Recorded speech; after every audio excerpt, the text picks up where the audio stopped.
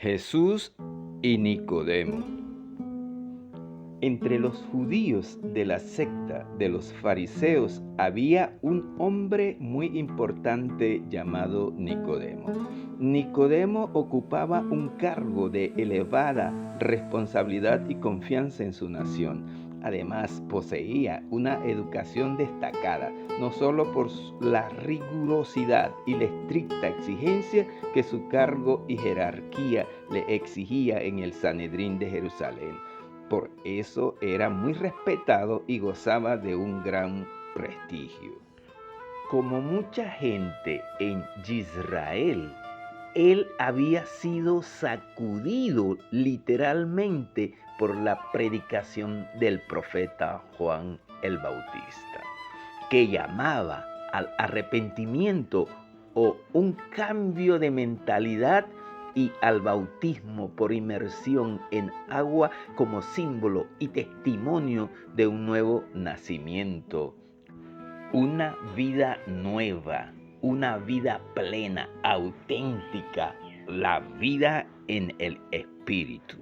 Nicodemo mismo había concurrido al río Jordán, donde se dejaba oír la voz del profeta que proclamaba su mensaje con una retórica enérgica y sorprendente, pero llena de esperanza. Arrepentíos porque el reino de los cielos se ha acercado. La gente fue conmovida con un poder nuevo y extraño. Multitudes acudían al desierto y todos, aún los fariseos, los saduceos, los fríos e indiferentes burladores, se retiraban con su burla acallada y el corazón herido por el sentimiento de sus pecados. Y como si fuera poco, cuando Juan el Bautista hizo una de las más desafiantes declaraciones para su nación, cuando al ver a Jesús de Nazaret exclamó: ahí viene el Cordero de Dios, el que carga con el pecado del mundo, aquel que bautizaría con el Espíritu Santo. Nicodemo había sentido que faltaba espiritualidad en el pueblo judío y que además estaban dominados por el fanatismo religioso y la ambición mundanal. Esperaba un mejor estado de condiciones, sobre todo en lo espiritual, para la llegada de Mashiach. Ahora la gente era cautivada por las enseñanzas del maestro itinerante de Galilea, y aunque Nicodemo era de clase rica, sabio, honrado y de talentos extraordinarios, se había sentido extrañamente atraído por el joven maestro. Sus lecciones le habían impresionado profundamente. Y en la ocasión cuando como profeta Jesús de Nazaret confrontó a las autoridades del templo, a los sacerdotes y aún a los guardias, con un celo y una severidad que no se había manifestado antes, procedió a desalojar del sagrado recinto a los cambistas, a los que vendían el ganado para los sacrificios, y aunque les volcó las mesas y las monedas se esparcieron por todas partes, nadie se detuvo a recoger el dinero fruto de la especulación. Nadie se atrevió a poner en duda su autoridad, ni aun los guardias encargados de la seguridad y el orden, y todos, incluidos los sacerdotes, los cambistas, los comerciantes, juntos con sus animales, ovejas, bueyes, huyeron a la orden: quiten todo esto de aquí. ¿Y por qué huyeron despavoridos los sacerdotes? ¿Por qué no le hicieron frente? Esto había despertado el temor de ese poder que esgrimía este humilde hombre. Pero en las autoridades y sacerdotes del templo surgió un odio resuelto y la actitud de no tolerar el atrevimiento tan osado de este Galileo. Habían determinado acabar con su obra. Pero no todos estaban de acuerdo en este asunto. Aún entre las esferas del poder temían oponerse a este hombre, quien daba tanta evidencia de estar movido por el Espíritu de Dios. Hacían memoria como en lo antiguo a los profetas se les había dado muerte por reprender los pecados de los dirigentes de Israel. Sabían que estar dominados por una potencia extranjera era el resultado de su rechazo a los llamados y amonestaciones de Dios. Veían que la misma obstinada maquinación contra Jesús de Nazaret, las autoridades y sacerdotes estaban siguiendo los pasos de sus antecesores, trayendo nuevas calamidades sobre la nación. En oportunidad de un concilio del Sanedrín en Jerusalén, cuando se debatía la conducta que se habría de seguir con respecto a Jesús de Nazaret, Nicodemo aconsejó actuar con cautela y moderación e hizo destacar que si Jesús de Nazaret era un enviado de Dios, revestido de autoridad de parte de Dios, sería muy peligroso rechazar sus amonestaciones. Por esta razón, los sacerdotes no se atrevieron a despreciar este consejo y por un breve tiempo no tomaron medidas abiertas contra Jesús. Nicodemo, desde que oyó a Jesús, se había dedicado a estudiar con mucho cuidado las profecías relativas a Mashiach. Y cuanto más estudiaba, tanto más profunda se tornaba su convicción de que se trataba de aquel que había de venir, y deseaba tener una entrevista con el maestro de Galilea, pero no se atrevía a buscarlo de forma abierta. Sería muy humillante para un príncipe de los judíos declararse simpatizante de un maestro de tan humildes orígenes. Además, si el Sanedrín llegase a tener conocimiento de esto, le acarrearía el desprecio, denuncias y hasta su expulsión.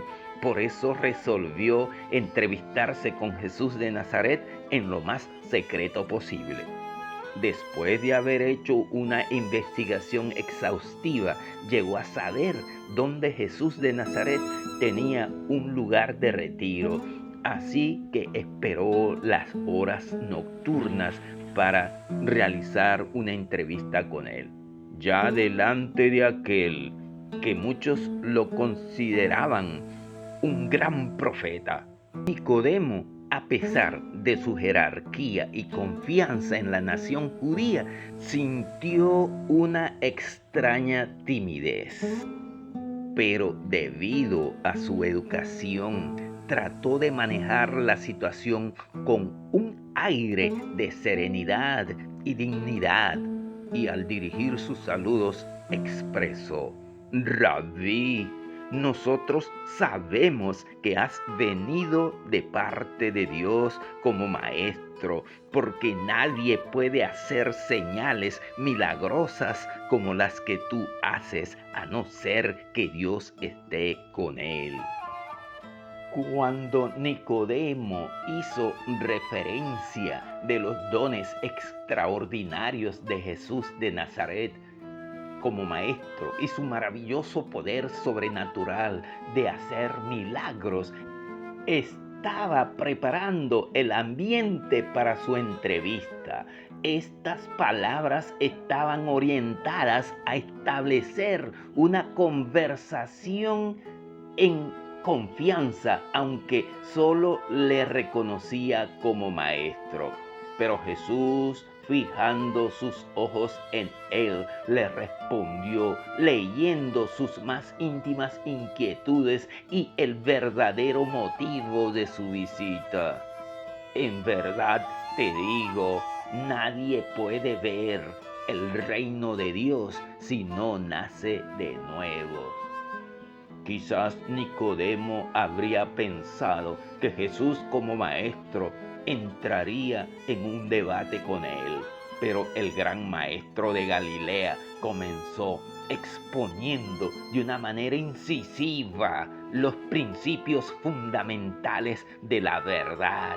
Allí le estaba diciendo: no necesitas tener un conocimiento formal de la verdad, tanto como la regeneración espiritual. Debes recibir una vida nueva de lo alto para tener la sensibilidad y la susceptibilidad espiritual para poder estimar las realidades eternas. La ilustración del nuevo nacimiento que Jesús había empleado no era del todo desconocida para Nicodemo. Los conversos del paganismo a la fe de Israel eran considerados y comparados como niños recién nacidos, así que por esto percibía que las palabras del joven maestro no debían ser tomadas en un sentido literal, pero en virtud de ser israelita, ¿necesitaría un nuevo nacimiento? Consideraba que por el hecho de ser del pueblo de Israel con seguridad tenía un lugar en el reino de Dios. Pensaba que por pertenecer a una de las sectas más estrictas del judaísmo no necesitaba cambio ni reforma alguna. Por eso le sorprendió esta respuesta. Además, le incomodaba la idea de aplicársela a él mismo. Pero en su mente y su espíritu se debatía el orgullo de ser fariseo y el sincero deseo de la búsqueda de la verdad. Y por otro lado, sentía cierta humillación que se le hablara de esta manera sin considerar su posición como príncipe de Israel. Y al verse confrontado, quiso evadir el llamado directo que se le hacía con una pregunta: ¿cómo puede un hombre nacer siendo viejo? ¿Puede entrar otra vez en el seno de su madre y nacer? Allí Nicodemo dejó manifiesto, como lo hacemos la gran mayoría cuando nuestra conciencia es confrontada por una verdad aguda y demuestra que el ser humano en lo natural no percibe las realidades del Espíritu de Dios, y en ese estado de cosas no hay nada en uno que pueda responder a lo que refiere lo espiritual, porque lo espiritual se debe discernir espiritualmente. Ya lo corrobora el testimonio de las Sagradas Escrituras, pero el hombre natural no percibe las cosas del Espíritu de Dios porque para él son locura y no las puede entender porque se han de discernir espiritualmente.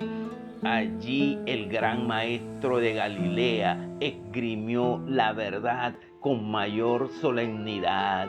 De cierto te digo, que el que no naciere de agua y de espíritu no puede entrar en el reino de Dios. Lo que es nacido de la carne, carne es, y lo que es nacido de El espíritu, espíritu es. No te asombres que te haya dicho, es necesario nacer de nuevo. Muchas gracias por su amable atención. Saludos y bendiciones.